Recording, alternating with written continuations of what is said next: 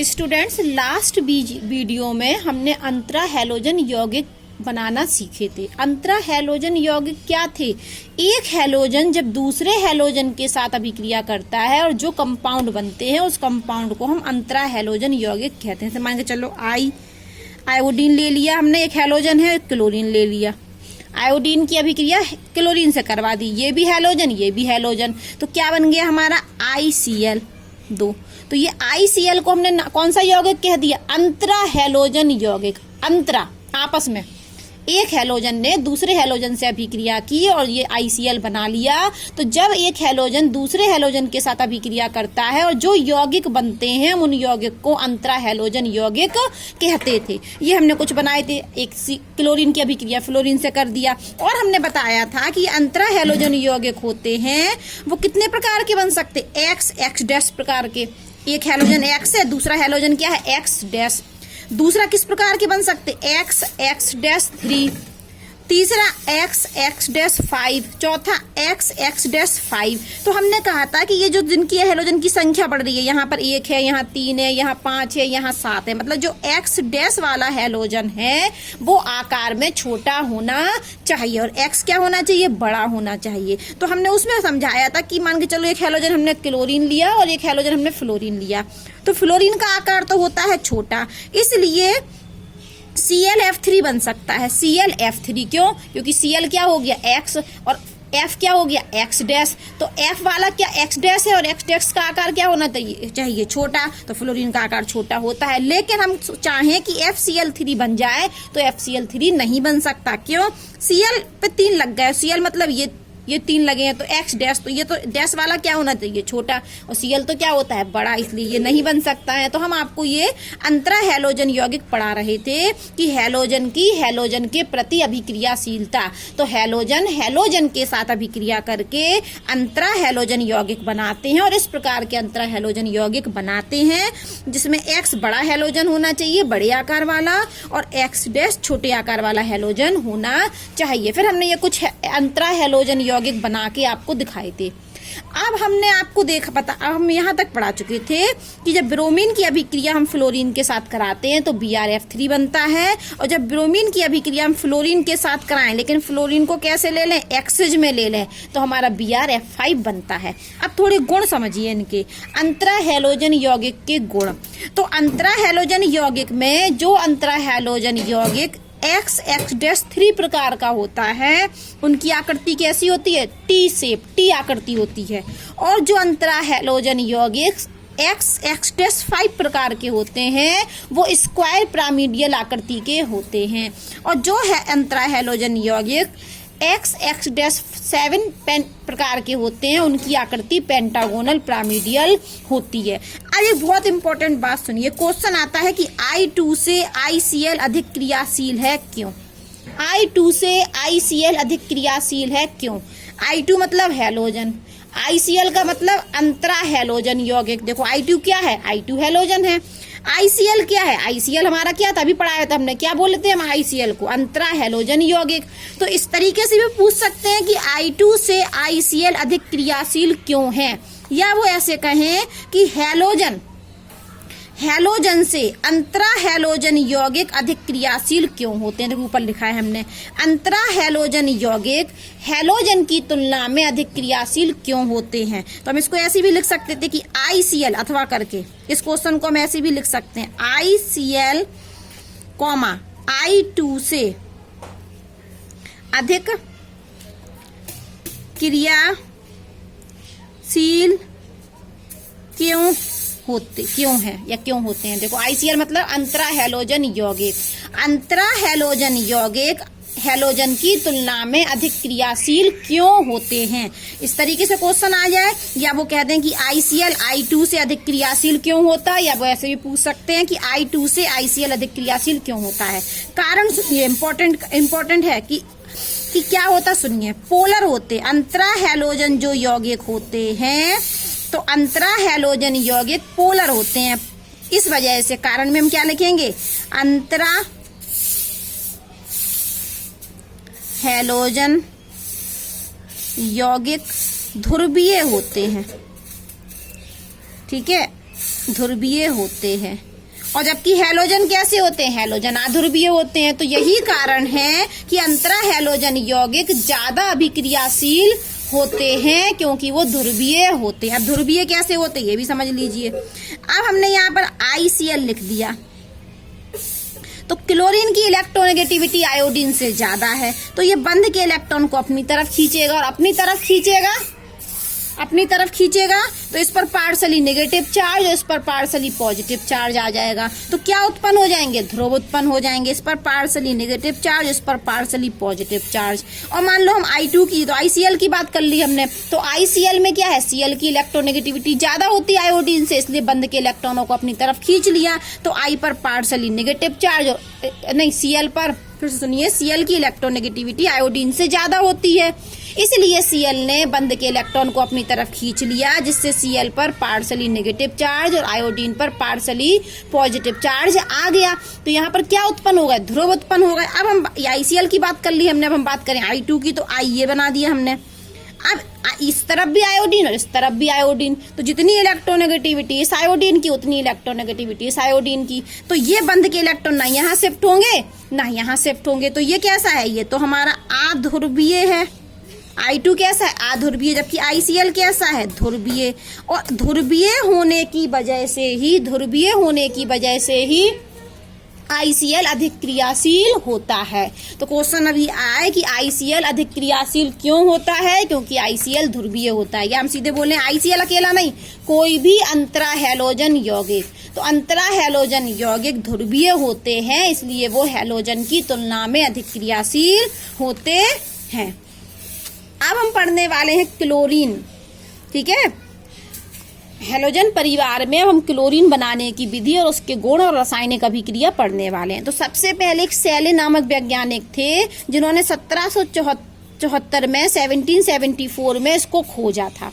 किसने खोज की थी? सेले नामक वैज्ञानिक ने। और डेवी नामक एक वैज्ञानिक थे, जिन्होंने 1810 में इसकी तात्विक प्रकृति दी, बताया कि क्लोरीन एक तत्व है। तो सेले ने इसको खोजा, डेवी ने इसको तात्विक प्रकृति को स्थापित किया। डेवी ने बताया कि क्लोरीन एक तत्व है। ठीक है, और ये जो क्लोरीन इसका नाम रखा गया ना, तो क्लोरीन का कलर था हरा और पीला सा। क्लोरीन किस कलर की थी? हरे और पीली। और ग्रीक भाषा में क्लोरस का अर्थ होता है हरित पीला। क्लोरस शब्द का अर्थ क्या होता है? हरित पीला। तो हरी और पीली क्लोरीन का कलर भी था, तो इसीलिए इस तत्व को हमने क्या नाम दे दिया? क्लोरस से क्लोरीन कहने लगे। एक तत्व था जिसको 1774 में सेले ने खोजा और डेवी ने उसके तात्विक प्रकृति दी, बताया कि वो तत्व है। उसका कलर कैसा था? हरा और पीला। और ग्रीक शब्द में क्लोरस का अर्थ होता है हरा और पीला, तो उस तत्व को नाम ही दे दिया क्लोरस से क्लोरीन। ठीक है, अब हम पढ़ते हैं बनाने की विधि। तो हम क्या करते हैं? मैग्नीज डाइऑक्साइड की अभिक्रिया हाइड्रोक्लोरिक अम्ल से करा दें। मैग्नीज डाइऑक्साइड की अभिक्रिया हम हाइड्रोक्लोरिक अम्ल से करा दें तो क्लोरीन बनती है। ये बन गई क्लोरीन। MnO2 की अभिक्रिया HCl से करा दी, या मैग्नीज डाइऑक्साइड की अभिक्रिया हाइड्रोक्लोरिक अम्ल से करा दी और हमारी क्लोरीन बन गई। अगर हम चाहें तो HCl अम्ल की जगह H2SO4 भी ले सकते हैं। दूसरी विधि समझिए। दूसरी विधि में हम क्या करते हैं? पोटेशियम परमैंगनेट लेते हैं, पोटेशियम परमैंगनेट, और इस पोटेशियम परमैंगनेट की अभिक्रिया हाइड्रोक्लोरिक अम्ल से करा देते हैं और हमारी क्लोरीन बन जाती है। हमें इनसे मतलब है, ये तो साइड प्रोडक्ट बन ही रहे हैं संग में, लेकिन हम किसको मेन प्रोडक्ट क्या मान रहे हैं? क्लोरीन बनाने की विधि पढ़ रहे हैं। तो क्लोरीन को हम मैग्नीज डाइऑक्साइड की अभिक्रिया HCl से करा दें तो भी क्लोरीन मिल जाती है, या पोटेशियम परमैंगनेट की अभिक्रिया हम HCl से करा दें तो भी हमें क्लोरीन मिल जाती है। तो ये है हमारी विधि, प्रयोगशाला विधि है। ये हमारी क्या है? प्रयोगशाला विधि है। अगर हमको उत्पादन करना है, बड़े स्तर पर बनाना है, तो बड़े स्तर पर क्लोरीन डेकोन विधि के द्वारा बनाई जाती है। और इसमें हम करते क्या है? इसमें हम क्या करते हैं कि हाइड्रोक्लोरिक गैस को उत्प्रेरक की उपस्थिति में, कौन सा उत्प्रेरक? CuCl2 की उपस्थिति में। ये यहाँ पर उत्प्रेरक है बेटा, ठीक है, CuCl2 उत्प्रेरक। तो हाइड्रोक्लोरिक अम्ल को CuCl2 उत्प्रेरक की उपस्थिति में वायुमंडलीय ऑक्सीजन से अभिक्रिया करा देते। हाइड्रोक्लोरिक अम्ल की उत्प्रेरक की उपस्थिति में वायुमंडलीय ऑक्सीजन से अभिक्रिया कराते हैं हम, तो हमको क्लोरीन मिलती है। और यहाँ पर ये मिलते हैं 2 क्लोरीन के अणु और यहाँ पर हम 4 अणु लेते हैं HCl के, और ये 2, ठीक है। तो ये हमारी क्लोरीन बन गई, यहाँ क्लोरीन बन गई, यहाँ क्लोरीन बन गई, यहाँ क्लोरीन बन गई। यहाँ कैसे बनी? MnO2 की अभिक्रिया HCl से कराई, क्लोरीन बन गई। यहाँ KMnO4 से HCl की अभिक्रिया कराई, क्लोरीन बन गई। यहाँ फिर हमने HCl लिया और HCl की अभिक्रिया वायुमंडलीय ऑक्सीजन से करा दी CuCl2 उत्प्रेरक की उपस्थिति में, और क्लोरीन बन गई। तीनों विधि में आप क्या कॉमन देख रहे हैं कि HCl क्या है? कॉमन। तो हम याद रख सकते हैं कि क्लोरीन कैसे बनता है? HCl से बनता है। एक और है विद्युत अपघटन के द्वारा, ठीक है।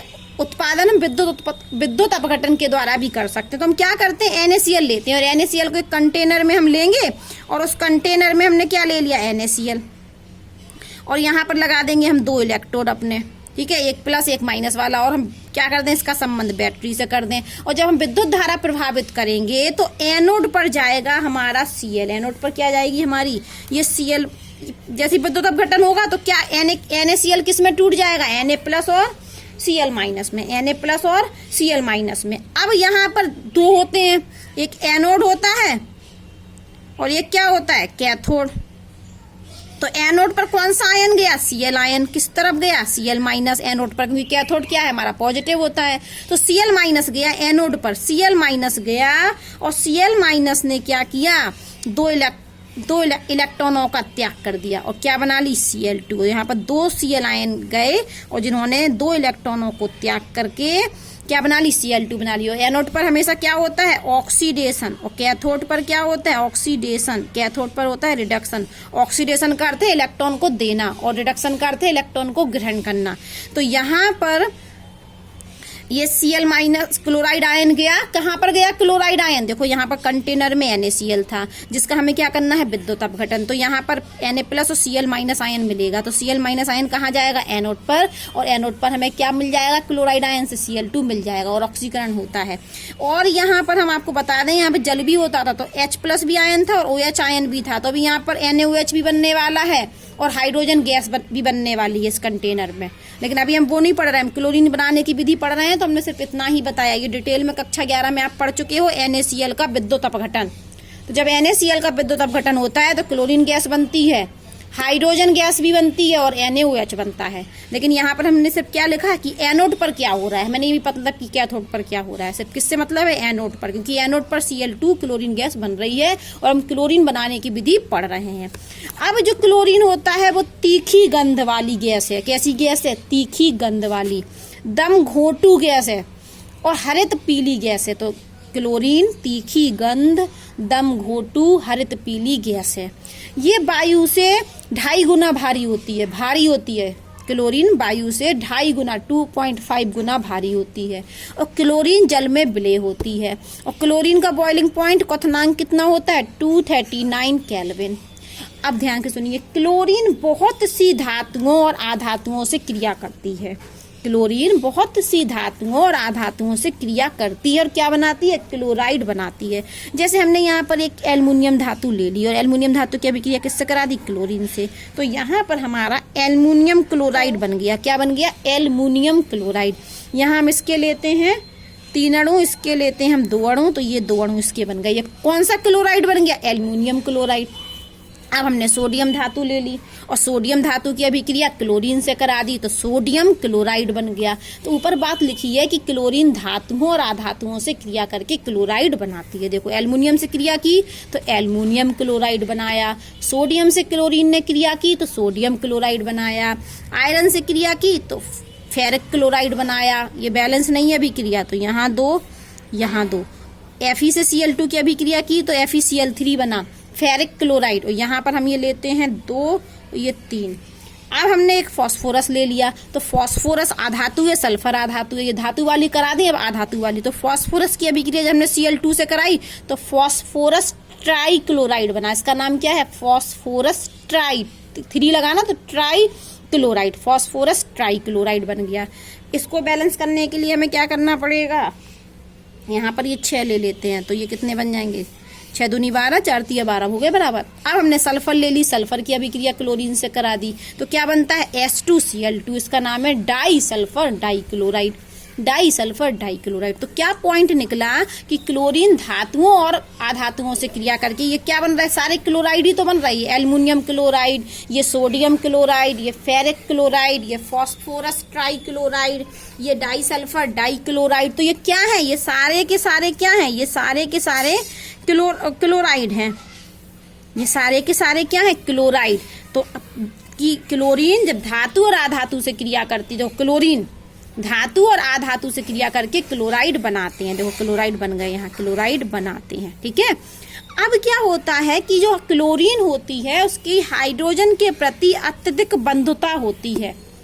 ध्यान से सुनिए, क्लोरीन की हाइड्रोजन के प्रति अत्यधिक बंधुता होती है। इसका अर्थ है कि हाइड्रोजन से क्रिया करती है, सीधी बात क्रिया करती है। क्लोरीन हाइड्रोजन से क्रिया करती है, अत्यधिक बंधुता है ना, तो खींच लेती है हाइड्रोजन को और हाइड्रोजन से क्रिया करती है। तो क्लोरीन की जो हाइड्रोजन के प्रति अत्यधिक बंधुता होती है, अत्यधिक बंधुता का अर्थ है कि उसको खींचती है और उससे क्रिया कर लेती है।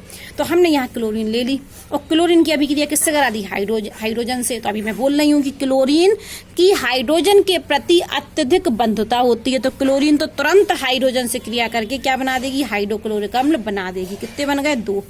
आप सुनिए, सिर्फ हाइड्रोजन से ही नहीं करती है अभिक्रिया, हाइड्रोजन के यौगिक से भी अभिक्रिया करती है। ठीक है, हाइड्रोजन के यौगिक से भी अभिक्रिया करती है। जैसे हमने ले लिया ये H2S और Cl2 ले ली, तो क्लोरीन की अभिक्रिया जब हमने H2S से करा दी, तो ये तो हाइड्रोजन है इसमें, तो ये क्लोरीन क्या करेगी, इस हाइड्रोजन से जल्दी से क्रिया कर लेगी और क्या बना देगी हमारा HCl, और ये सल्फर बाहर। तो हमें क्या पता चला कि क्लोरीन की हाइड्रोजन के प्रति अत्यधिक बंधुता है। बंधुता का अर्थ हमने क्या होता है, क्रिया कर लेती है। तो क्लोरीन तुरंत हाइड्रोजन से अभिक्रिया कर लेती है।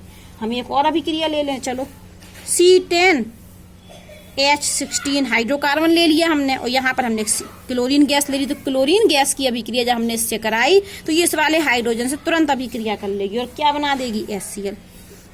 यहाँ 16 है, तो यहाँ पर हम कितने ले लें, 8 ले लें, तो ये कितने बन गए, 16 HCl, और यहाँ से 10 कार्बन बाहर। तो हमें समझ में आया कि क्लोरीन जो होती है वो हाइड्रोजन के प्रति बहुत अत्यधिक बंधुता रखता है। क्लोरीन हाइड्रोजन के प्रति अत्यधिक बंधुता रखती है। तो इसका अर्थ है कि क्लोरीन हाइड्रोजन से तुरंत अभिक्रिया करती है, हाइड्रोजन से भी करती है और हाइड्रोजन के यौगिक से भी अभिक्रिया करती है। और बनाती क्या है, हाइड्रोक्लोरिक अम्ल HCl बनाती है।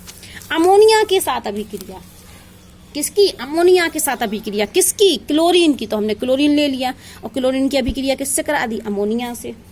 ठीक है, तो क्या बनता है, अमोनियम क्लोराइड। क्या बनता है, अमोनियम क्लोराइड और नाइट्रोजन गैस।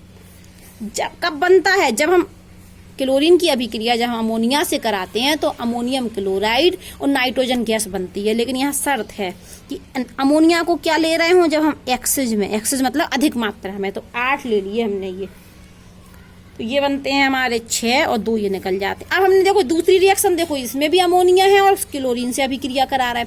अभी हमने क्लोरीन की अभिक्रिया अमोनिया से कराई तो अमोनियम क्लोराइड बना।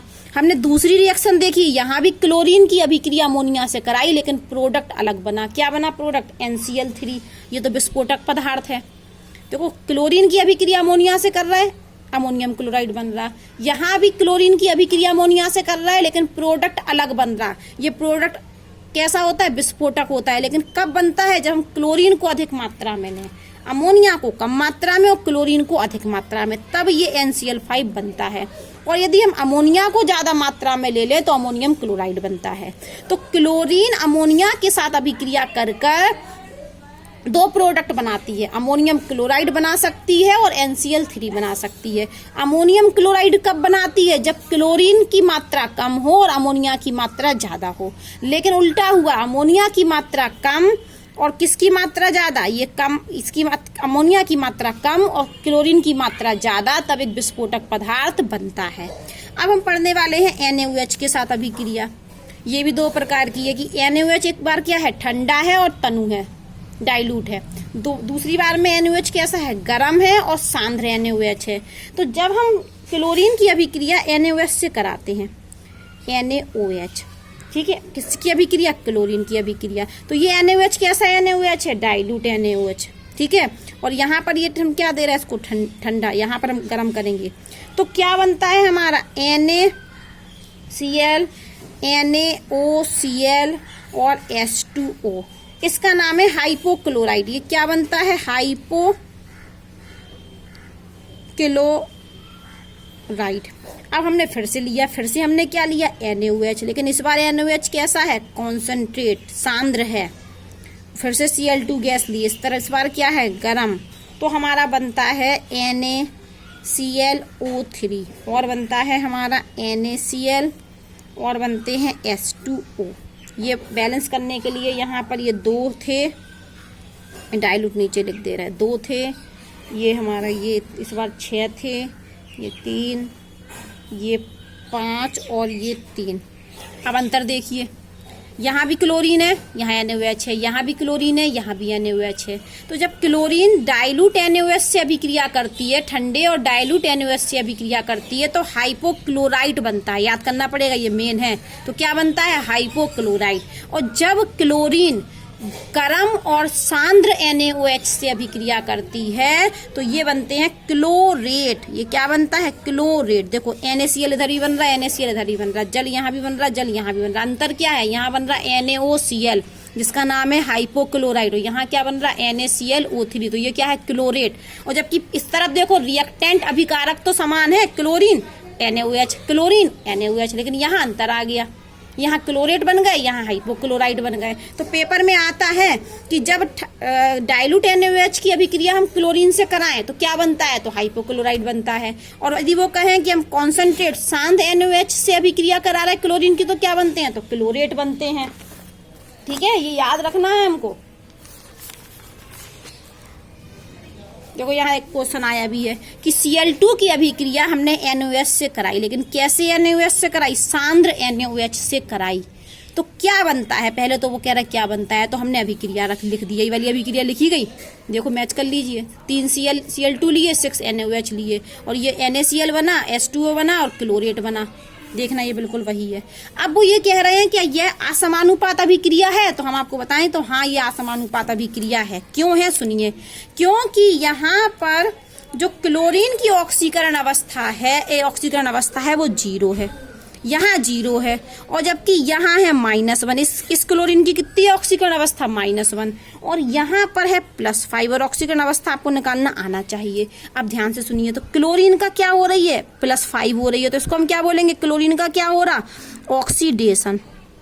ये तो हमारा क्लोरीन का ऑक्सीडेशन हो रहा। और यहाँ क्या हो रहा? क्लोरीन का, यहाँ क्लोरीन का 0 से -1 हो रही, तो कम हो रही। तो यहाँ पर क्या हो रहा? रिडक्शन। तो आपको याद होगा कि जब एक ही तत्व का एक अभिक्रिया में ऑक्सीकरण भी हो रहा और रिडक्शन भी हो रहा, तो उस अभिक्रिया को हम असमानुपात अभिक्रिया कहते हैं। तो ये हमारी क्या है? असमानुपात अभिक्रिया, क्योंकि इसमें क्लोरीन का ऑक्सीकरण भी हो रहा है और अपचयन भी हो रहा है, इसलिए ये असमानुपात अभिक्रिया है। और इस क्वेश्चन में